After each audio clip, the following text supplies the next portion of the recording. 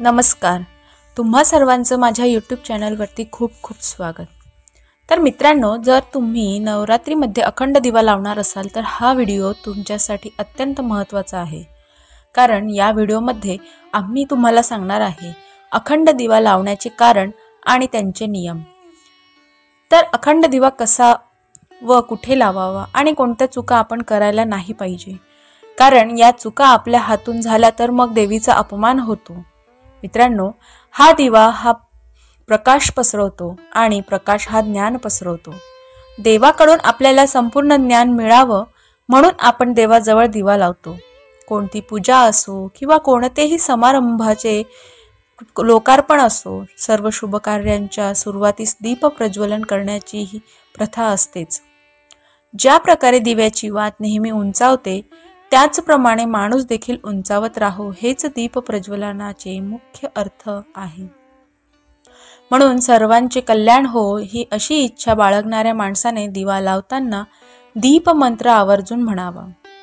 हिंदू धर्मात कोणते शुभ काम करताना दिवा लावतात.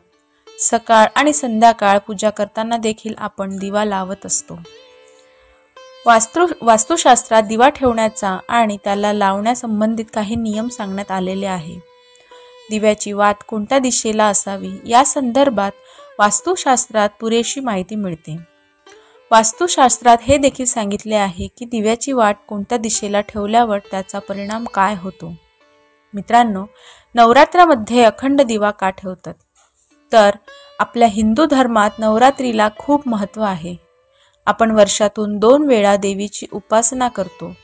नवरात्रीत देवी आईला प्रसन्न करण्यासाठी भाविक लोक घटस्थापना, अखंड दिवा जागरण इत्यादी करतात. नवरात्रीच्या 9 दिवसात आपण घरात घटस्थापना आणि अखंड दिवा लावतो. या अखंड दिव्याला न विजू देता तेवण्याचा नियम आहे. हा अखंड दिवा लावल्यावर आपण याला एकटे सोडू शकत नाही आणि त्याला विजू सुद्धा द्यायचा नाही. जर का हा दिवा विजला तर वाईट आहे, अशुभ आहे असं मानलं जातं. नवरात्रीमध्ये 9 दिवसांपर्यंत देवी आईला प्रसन्न करण्यासाठी आपण इच्छित फळ मिळावे म्हणून यासाठी गाईच्या साजूक तुपाचा किंवा तेलाचा दिवा सुद्धा लावला जातो. जर घरात गाईचे साजूक तूप नसल्यास तुम्ही कोणतेही तेल घेऊ शकतात. नवरात्रीमध्ये 9 दिवस दिवा तेवटत ठेवणे याला अखंड दिवा लावणे असे म्हणतात. आणि असे मानले जाते की नवरात्रीत दिवा तेवत ठेवल्याने घरात सौख्य आणि शांतता बनून राहते आणि सर्व कार्य सिद्ध होतात. म्हणून नवरात्रीच्याही पहिल्या दिवशी संकल्प घेऊन अखंड दिवा लावला जातो. यावर्षी नवरात्रीचा पहिला दिवस हा 22 तारखेला म्हणजेच 22 सप्टेंबरच्या दिवशी आहे. मित्रांनो, नवरात्रात अखंड दिवा लावण्याचे काही नियम आहेत ज्यांना आपल्याला पाळावे लागते जेणेकरून आपल्याला इच्छित फळ मिळू शकते आणि माता प्रसन्न होते. सहसा लोक पितळाचा दिवा अखंड दिवा म्हणून ठेवतात. जर आपल्याकडे पितळाचा दिवा नाही तर आपण मातीचा मोठा दिवा घेऊन तो सुद्धा लावू शकतो. मातीचा दिवा अखंड दिवा म्हणून ठेवण्यापूर्वी दिव्याला संपूर्ण 1 दिवस भिजत ठेवा आणि त्याला पाण्यातून काढून स्वच्छ कापडाने पुसून वाळवून घ्या आणि मगच तो दिवा तुम्ही लावू शकतात.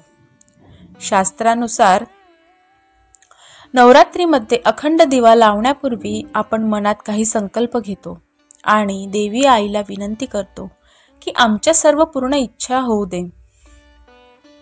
अखंड दिवा कधीही जमिनीवर ठेवायचा नाही. दिवा नेहमी चौरंगावर किंवा पाटावर ठेवावा आणि मगच तो लावावा. मित्रांनो, दुर्गा देवीच्या समोर जर आपण जमिनीवर दिवा ठेवत असाल तर त्याच्या खाली अष्टदल कमळ ठेवा. हे अष्टदल कमळ आपण गुलाल किंवा रंगीत तांदुळाने देखील काढू शकतो. म्हणजेच अष्टदळ कमळ म्हणजे एकतर कमळ काढा, स्वस्तिक काढा, काही काढा, रांगोळीने काढा, कुंकवाने काढा, गुलालाने काढा किंवा रंगीत तांदुळाने काढू शकतात. अखंडित दिव्याची वात ही खूप महत्त्वाची मानली जाते. ही वात म्हणजे आपल्या घराचे, आपल्या परिवाराचे रक्षासूत्र असतं असं सुद्धा मानलं जातं आणि ही वात शक्यतो कलावापासून बनवलेली असायला पाहिजे. भरपूर लोक कापसाची वात लावतात पण ती 9 दिवसांपर्यंत वर खाली करण्यामध्ये कधी कधी तुटू शकते, ओढली जाऊ शकते. त्यामुळे ती तुटू शकते. त्यामुळे जो कलावा असतो रंगीबिरंगी तो घेतला त्याच्यापासून वात बनवली जाते. आजकाल मार्केटला पूजा सामग्रीच्या दुकानात 1.25 हाताची वात मिळते. आपल्या 1.25 हाताच्या रक्षासूत्र घ्यायचं आहे आणि मग ती वात आपण लावायची आहे.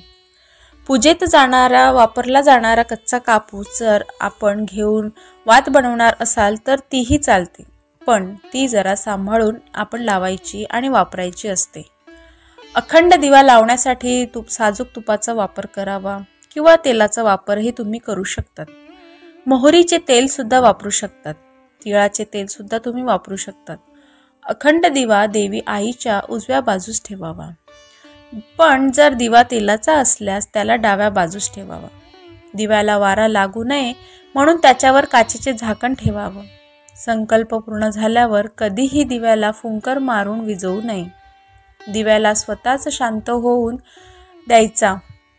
ईशान्य कोण म्हणजे उत्तर पूर्व दिशा, मधली दिशा.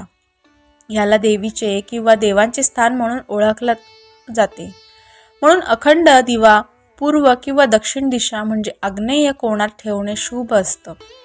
तर तुम्ही दिवा पूर्व दक्षिण दिशेमधील आग्नेय दिशेत लावू शकतात किंवा मग उत्तर पूर्व दिशेमधील ईशान्य दिशेत लावू शकतात. लक्षात ठेवा की पूजेच्या वेळी दिव्याची तोंड म्हणजे दिव्याची जी ज्योत असते ती पूर्वेकडे किंवा उत्तरेकडेच असायला पाहिजे. अखंड दिवा लावण्यापूर्वी हात जोडून श्री गणेश, देवी दुर्गा आणि भगवान शंकराची पूजा करावी. दिवा लावताना मनातल्या मनात आपल्या इच्छेबद्दल विचार करा आणि देवी आईला विनवणी करा की पूजेची सांगतासह माझ्या सर्व इच्छा पूर्ण व्हाव्यात. अखंड दिवा लावताना तुम्ही काही मंत्र सुद्धा बोलू शकतात. तो मंत्र म्हणजे ओम जयंती मंगला काली भद्रकाली कपालिनी दुर्गा क्षमा शिवा धात्री स्वाहा स्वधा नमोस्तुते. या मंत्राचा जप तुम्ही करू शकतात किंवा दिवा लावताना तुम्ही दुसरा मंत्र सुद्धा बोलू शकतात. तो म्हणजे शुभम करोती कल्याणम आरोग्यम धनसंपदा शत्रुबुद्धी विनाशाय दीपक ज्योती नमस्तुते. या मंत्राचा जप सुद्धा तुम्ही करू शकतात. मित्रांनो, अखंड दिवा लावण्याचे शुभ नियम म्हणजे नवरात्रीत अखंड दिव्याची वात पूर्व दिशेला ठेवल्याने आयुष्य आपलं वाढतं. दिव्याची वात पश्चिम दिशेला ठेवल्याने आपलं दुःख वाढतं. दिव्याची वात उत्तर दिशेकडे ठेवल्याने धनलाभ होतो आणि दिव्याची वात दक्षिण दिशेला केल्याने आपल्याला तोटा होतो. हा तोटा माणसाच्या किंवा धनाच्या रूपात देखील संभवतो. कोणतेही शुभ काम करण्यापूर्वी दिवा लावताना तुम्ही मंत्राचा जप करूनच दिवा लावायचा आहे आणि दिवा बहुतेकदा पूर्व दिशेकडे करा. त्याची ज्योत किंवा उत्तर दिशेकडे तुम्ही करू शकता.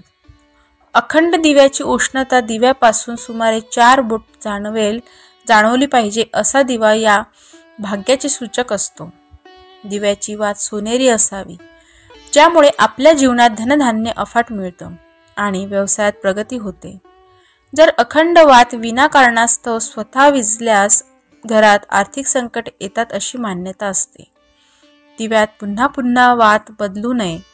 दिव्याने दिवा लावणं देखील शुभ मानलं जात नाही. असं केल्याने आजारात वाढ होते आणि मंगल कार्यात अडथळा येतो. मित्रांनो, नवरात्रामध्ये मातीचा अखंड दिवा लावल्याने आर्थिक भरभराट येते आणि आपली सर्वत्र दिशांमध्ये कीर्ती वाढते. नवरात्रीमध्ये दिवा लावल्याने घरात किंवा कुटुंबात सौख्य, शांती आणि पितृशांती मिळते. नवरात्रीमध्ये तुपाचा आणि मोहरीचा किंवा तिळाच्या तेलाचा दिवा लावल्याने शुभ कार्य सिद्ध होतात. नवरात्रीमध्ये विद्यार्थ्यांना यश प्राप्तीसाठी तुपाचा दिवा लावावा.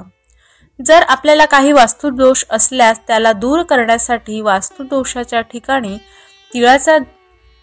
तेलाचा दिवा लावावा.